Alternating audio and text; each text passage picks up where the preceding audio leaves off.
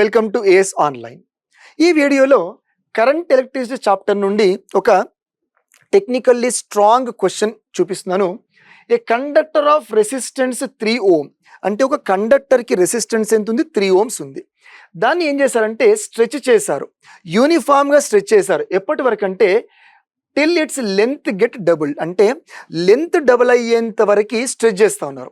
ఇక్కడ మనం అర్థం చేసుకోవాల్సింది ఏంటి అంటే టోటల్గా ఉన్న వాల్యూమ్ ఆఫ్ ద రెసిస్టర్ సేమా డిఫరెంటా? మెటీరియల్ వాల్యూమ్ సేమ్, ఉన్న రెసిస్టర్ని ఉన్న కండక్టర్ని లెంత్ని స్ట్రెచ్ చేస్తున్నారు. టోటల్ మెటీరియల్ మాత్రం సేమ్, అంటే volume of the material is constant.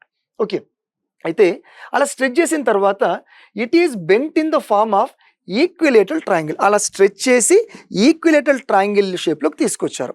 అప్పుడు between 2 nodes, between 2 points effective resistance ఎంత అంటున్నారు ఇక్కడ, రైట్? ఈ రెసిస్టర్ ఏం చేసుకున్నారంటే స్ట్రెచ్ చేసిన తర్వాత ఇలా షేప్లోకి వచ్చిన తర్వాత ఈ రెండింటి మధ్యలో రెసిస్టెన్స్ ఎంత అంటున్నారు. అది పాయింట్. అయితే స్ట్రెచ్ చేయకముందు ఏముంది సార్?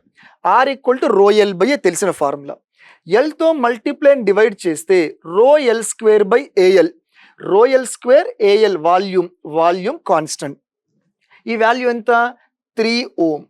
ఇప్పుడు ఏం చేశారు? స్ట్రెచ్ చేశారు. ఎప్పటివరకు సార్? లెంత్ డబల్ అయ్యేంత వరకు.